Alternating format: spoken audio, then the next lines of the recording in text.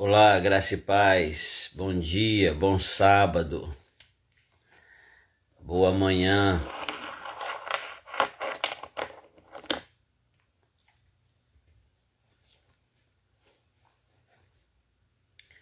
Que a mão do Senhor, a mão poderosa do Senhor esteja sobre nós a cada dia. E louvado, exaltado seja o nome do Senhor por nos permitir viver essa campanha, por nos permitir compartilhar de momentos como esse. Quero repetir aqui algo que eu fui despertado não muitos dias. O fato de que nós estamos, muitos de nós, sacrificando ao Senhor, oferecendo ao Senhor o melhor da nossa noite de sono, o melhor horário para dormir.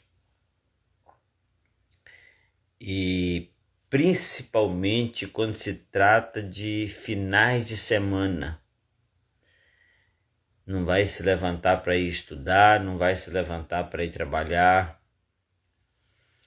E ainda assim, nós nos despertamos para estarmos buscando a presença do Senhor, orando ao Senhor. E nós temos sido nesse tempo ministrados, até porque falar em reconstrução de cidade, reconstrução dos muros da cidade, abençoar a cidade espiritualmente falando, não é algo tão simples assim, porque por muito que isso o Senhor possa fazer, tem todo o poder para fazer, sozinho. Há um princípio espiritual de que Ele fará isso através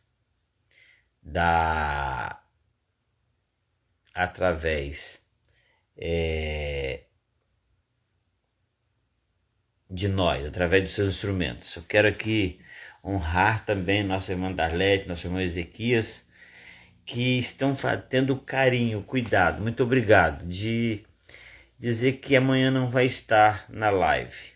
Mas olha só, a razão pela qual eles não vão estar. Eles vão estar indo para Campo Grande para construir algo no reino, construir literalmente. Eles costumam ir para construir templos, revitalizar igrejas, no sentido literal, no sentido construção. E isso é tremendo o que eles fazem. Eles deixam tudo para trás. Suas casas, sua cidade, sua igreja, para irem abençoar pessoas, abençoar uma cidade. E é exatamente isso que estamos fazendo. Irmã Darlete, irmão Ezequias, sejam abençoados lá. E vocês estão exatamente fazendo um papel literal nessa campanha de reconstrução de uma cidade, porque ao plantar uma igreja num lugar, ao revitalizar uma igreja, ao reformar uma igreja, isso é parte da reconstrução espiritual de uma igreja, de uma cidade. Então eu quero aqui lembrar que a reconstrução de uma cidade, a reconstrução espiritual de um lugar, não é coisa tão simples, porque não é simplesmente ir lá fora distribuir um folheto evangelístico, como fazíamos antigamente. Não é simplesmente fazer um culto em ar livre. Ontem, por exemplo, estávamos na abertura de um evento aqui na cidade, um festival gospel. começou muito bem, começou muito bonito, muita gente, graças a Deus. O Senhor nos deu o privilégio, inclusive, de ontem dar uma palavra lá naquele lugar. E ao olhar para aquela multidão, eu fiquei pensando sobre como Jesus olharia, ou como Jesus estava naquele momento olhando para nós ali como uma multidão. Quanta cabeça, quanto pensamento, quanto sentimento, quanto sofrimento, quanta necessidade, quanta dor, quantas almas sentindo dor. Isso, aquela multidão que estava ali, mas quanta gente em casa. E sabe, o sonho do coração, o desejo do coração é que o Senhor Jesus pudesse ampliar a voz e levar para dentro de cada casa, de cada ouvido, dizer que a melhor coisa é estar no lugar certo e na hora certa. Então, quando olhamos para uma cidade com milhares de pessoas, e que se talvez formos fazer um censo, talvez grande parte das nossas cidades, o povo que se diz povo de Deus, é uma mínima parte. Poucas são as cidades do Brasil que o número de evangélicos, de membros de igreja, são 50% ou mais. Pouquíssimas as cidades da nossa nação. Portanto, significa que mais de 50% ou muito mais de 50% da nossa nação precisa de Jesus. Precisa de uma reconstrução, de uma restauração. E Neemias, quando ele vem trabalhar em Jerusalém, quando ele vem reconstruir os muros de Jerusalém, ele não estava reconstruindo os muros apenas de uma cidade, mas de uma nação. E eu acredito que não dá para reconstruir os muros da nação se não reconstruir os muros da minha cidade. Se não reconstruir os muros da minha casa, se não reconstruir os muros da minha vida. Há até aquela história, né, de que um homem estava no seu escritório, seu filho pequeno começou a chamar a atenção dele, começou a querer que ele brincasse com ele, e aquele homem muito ocupado, ele pega um mapa mundi que tem na sua parede e ele recorta ele em pedaços bem pequenos. E ele mistura aqueles pedaços, mistura todas aquelas fatias, aqueles pequenos pedaços de um grande mapa mundi, entrega na mão daquela criança e pensa: eu peço essa criança para montar esse mapa mundi, e ela vai durar muitos dias para fazer isso. Enquanto isso, eu vou poder cumprir com as minhas obrigações. E dentro de poucos minutos depois, aquela criança diz para o pai: o mapa está montado, o mundo está consertado, o mundo está unido de novo. E o pai, abismado, assustado com aquilo, ele pergunta como o filho fez aquilo, qual foi a estratégia que ele usou. Então o filho mostrou que do outro lado, do verso daquele grande folder, daquela grande foto, tinha a foto de um homem. Então aprende-se que quer consertar o mundo, conserte o homem. Voltando para nós, queremos consertar uma nação, queremos consertar um estado, queremos consertar um município, queremos consertar uma família, então precisamos consertar o homem. E a melhor pessoa que existe depois de Deus para trabalhar de uma forma muito eficaz na sua reconstrução é você mesmo. A melhor pessoa que existe depois de Deus para trabalhar na minha reconstrução sou eu, porque eu sei o que passa aqui. Então é importante que a gente entenda que reconstruir uma nação, reconstruir um estado, reconstruir uma cidade em oração. É preciso que tenhamos atitudes que honrem a Deus, porque uma vez honrando a Deus, nós passamos a entrar num ambiente de autoridade. Quando honramos a Deus, adquirimos autoridade, ganhamos autoridade para então trabalhar nessa reconstrução. A gente está percebendo no capítulo 5, desde o início do capítulo 5, que uma determinada murmuração, uma determinada reclamação começou a ocorrer na vida daquele povo.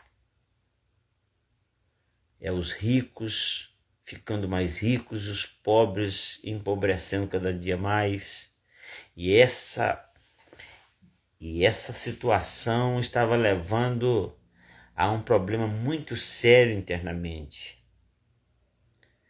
E o que nós temos aprendido é que se não consertamos os problemas internos da igreja, não conseguimos realizar a obra externa. Não adianta termos templos cheios de pessoas vazias, templos lindos, cheios de pessoas doentes. Então, para isso, é preciso que haja uma reconstrução interna, para que haja uma reconstrução externa. Muitas casas por aí, me faz pensar nisso agora. Muitas casas por aí que você vai passar pela rua e vai ver que só tá os tijolos. Não houve o chamado chapisco, nem o reboco, nem acabamento na área externa da casa. Mas quando você entra, tá uma casa linda, porque tá toda acabada por dentro. Tá toda feito o acabamento por dentro. Banheiros, cozinhas, quartos lindos. Mas que ainda não foi feito o acabamento externamente falando. Dificilmente vamos encontrar alguém morando numa casa onde o acabamento está perfeito do lado de fora. E quando você entra, não tem piso, não tem reboco nas paredes, não tem cerâmica nos banheiros e na cozinha. Você vai ficar assim admirado se você encontrar uma casa assim. E quantas vezes nós como igreja queremos que as coisas aconteçam desse jeito, enquanto estamos trabalhando lá fora, dentro está mal acabado, dentro está faltando acertos. A gente precisa pensar nisso. Eu queria ler hoje o texto, lembrar com você o texto hoje, continuando aqui, você já sabe inclusive qual é o texto. Eu vou ler o verso 13 aqui do capítulo 5, que diz assim: Também sacudi as minhas vestes e disse: Assim sacuda Deus todo homem da sua casa e do seu trabalho que não confirmar essa palavra, e assim seja sacudido e vazio. E toda a congregação concordou. Toda a congregação ficou feliz com aquela palavra. E toda a congregação disse amém e louvaram ao Senhor. E o povo fez conforme esta palavra. Nós estávamos falando de de deixar o ganho e de restituir. Esse foi o combinado.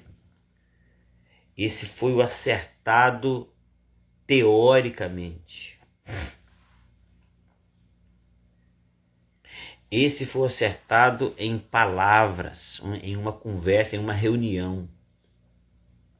O que a gente precisa observar é exatamente isso. Até o versículo 12 fala de uma conversa séria, de até mesmo fazer um juramento de que restituiriam os ganhos exacerbados, que parariam de usurpar do que era do outro. Até aí tá muito bem, tá muito bonito. A reunião fluiu, deu tudo certo. Neemias reuniu o povo entendeu e se comprometeu em fazer. Se comprometer em fazer, infelizmente, nem sempre é fazer. Quantas vezes nós nos comprometemos a algo e depois nós recuamos? Quantos fazem isso? Quantos prometem algo? Nós vemos que uma das talvez classes mais desacreditadas na nossa nação, infelizmente, é a classe política, porque o que o povo diz é que esse povo promete um tanto de coisa, e na hora que depois de tudo, depois que passa as eleições, depois que passa toda essa conversa, não praticam de acordo com o que falaram. Esse é o estigma que muitas vezes persegue políticos, inclusive pessoas que fazem, pessoas que estão trabalhando e fazendo, mas existe esse estigma dentro do ambiente político. Mas não é só dentro do ambiente político, no nosso também, na nossa casa. Quantas vezes um pai, uma mãe já disse para o filho assim: eu vou comprar para vocês o que você está pedindo quando eu voltar. Virou até uma brincadeira isso. Os filhos estão indo, passa por uma coisa e fala: pai, eu gostaria de ter aquilo. E o pai fala: quando a gente voltar, a gente compra para você. E depois a gente volta por outra estrada e não compra aquilo que a gente prometeu. Então a nossa criança vai aprendendo que eu não preciso eu não preciso praticar realmente aquilo que eu digo. Eu só prometo, e quando eu prometo, as coisas se acalmam e depois eu continuo fazendo a mesma coisa.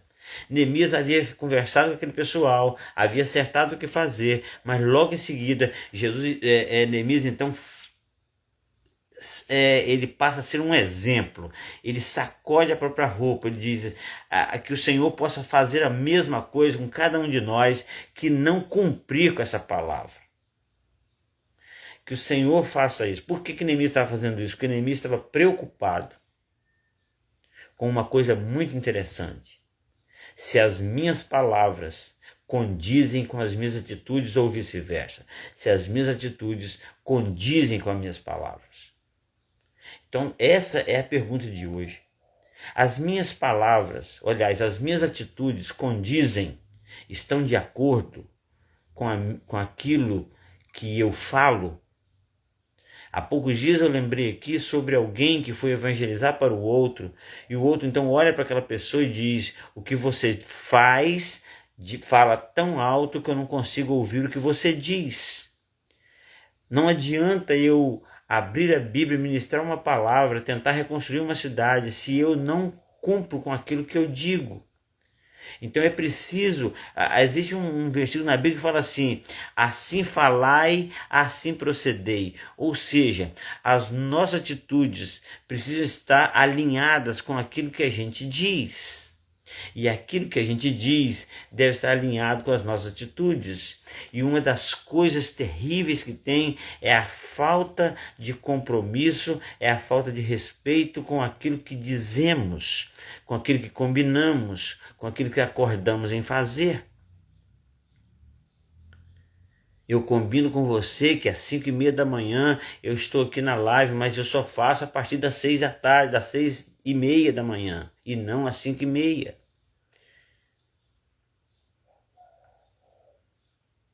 Você combina com alguém um horário, mas você vai 2 horas depois, ou nem vai.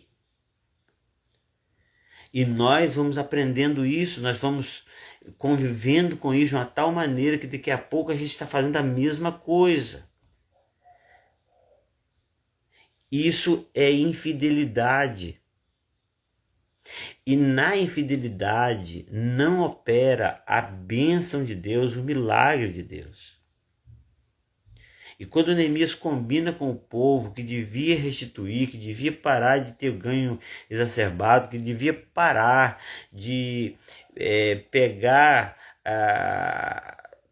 de ter lucros com aquilo que emprestava para os seus irmãos mais pobres, ele chamou atenção para isso, fez uma reunião, e na reunião eles combinam que aquilo que estavam fazendo não era bom e que precisavam deixar aquele ganho.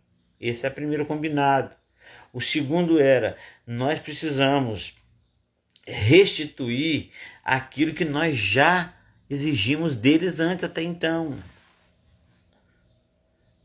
Ok, agora eu vou cumprir ou não com o que eu acabei de falar. Então você tem um compromisso com a sua igreja, minha amada irmã, meu amado irmão. Você fez um compromisso com Deus, com a igreja diante de Deus. Mas você está sempre observando que existe algo mais importante do que esse compromisso. Você já reparou que nós temos o problema de ver os nossos compromissos com a igreja do Senhor aqui na terra com menos força do que qualquer outro compromisso? Porque qualquer outra coisa que aparecer e atravessar o caminho do nosso compromisso com a igreja, nós quebramos esse compromisso. Então é preciso que a gente se pergunte nessa reconstrução. Por quê? Porque essa reconstrução espiritual tem a ver com evangelizar, tem a ver com testemunhar, tem a ver com viver no meio da cidade. Como eu tenho dito, que os nossos cultos no templo, eles são só como se fossem fechamentos daquilo que fazemos e dizemos durante a semana em meio a toda a cidade, no nosso trabalho, na nossa escola, na nossa roda de amigos, na nossa família, na nossa vizinhança, na nossa rua. Então nós precisamos nos atentar para essa pergunta. As minhas atitudes condizem com as minhas palavras? Condizem com aquilo que eu digo? Eu tenho sido fiel aos meus compromissos e aquilo que eu tenho me comprometido, que eu tenho dado a minha palavra? Nós estamos vivendo um tempo tão escasso de compromisso com a palavra, que se você vê, a maioria das pessoas vão dizer assim, antigamente a palavra tinha poder, tinha força. Antigamente um contrato era feito com aperto de mão. Alguns antigos falam assim que o homem arrancava um fio do cabelo do bigode e isso era um compromisso para toda a vida. Mas hoje parece que a nossa palavra não vale nada. Mas a palavra de Deus, ela é poderosa. A palavra de Deus, ela é viva e eficaz e ela não volta vazia. Ou seja, a palavra de Deus cumpre com seu propósito. E se eu e você temos a mente de Cristo, temos o Espírito Santo em nós, temos Deus em nossa vida, então a nossa palavra, ela precisa ser sim e não. Sim ou não. A Bíblia diz, seja o seu sim, sim, o seu não, não. E o que passar disso é de procedência maligna. Se eu digo que às 8 horas estarei na sua casa, eu não posso estar às 8:01. porque é um compromisso que eu tenho. Alguém vai dizer, mas isso é ser muito radical. Não, isso é ser fiel ao Deus que habita em mim, ao grande Deus poderoso que habita em mim, do qual a palavra não tem falha de compromisso. Deus, Ele quer que nós vivamos de acordo com a sua palavra e que falemos de acordo com o nosso comportamento e que nos comportemos de acordo com aquilo que falamos. Então olha só o que a Bíblia vai dizer, você precisa andar em espírito, você precisa adorar a Deus em espírito e em verdade. Nós precisamos andar em honestidade como que de dia. Enfim, a palavra de Deus sempre vai nos levar a entender que a gente precisa de ter compromisso, um compromisso muito sério entre as nossas atitudes, as nossas palavras e vice-versa.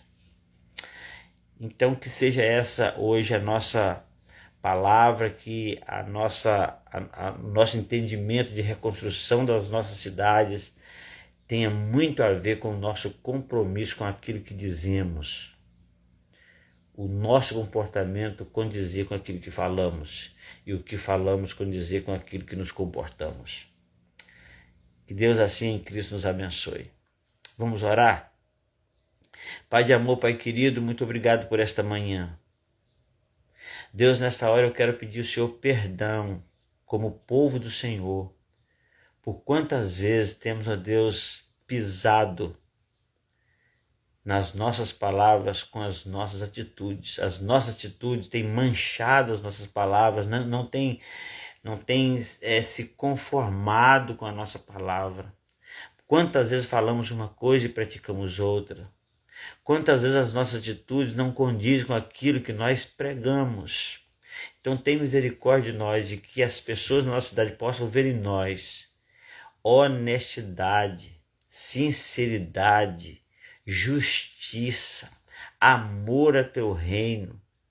Ó Deus, no nome de Jesus, que haja verdade em nós, que haja sim ou não em nós, e que a nossa palavra não seja sim e não, mas sim ou não. Pai, no nome de Jesus, que nós possamos andar, ó Deus, em honestidade, em sinceridade, em simplicidade, que nós possamos, ó Deus, ter compromisso com a nossa palavra, e que nós possamos vigiar as nossas atitudes, ó Deus, no nome de Jesus, porque a reconstrução espiritual da nossa cidade depende disso. O Senhor decidiu que a reconstrução da cidade o Senhor não faria sozinho, mas que o Senhor usaria os instrumentos que o Senhor mesmo criou, que somos nós, a sua igreja. Pai, no nome poderoso de Jesus, esteja abençoando cada vida que tem feito parte dessa live, cada cidade representada, cada igreja representada, cada família representada, cada pessoa, ó Deus, que precisa da sua presença real e constante nas nossas vidas, para que possamos fazer a obra do Senhor e que seja, ó Deus, uma realidade, uma renovação, um reavivamento, uma reconstrução, uma restauração na nossa cidade. Pai, no nome de Jesus nós oramos.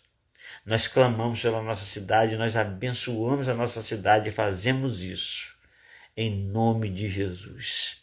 Amém e amém. Deus abençoe. Que você tenha um bom dia, um sábado abençoado. E se Deus permitir, amanhã, às 5:30 da manhã, estaremos aqui para juntos caminharmos nessa nossa campanha Clamor pela Cidade. Deus abençoe e até amanhã, se Deus quiser.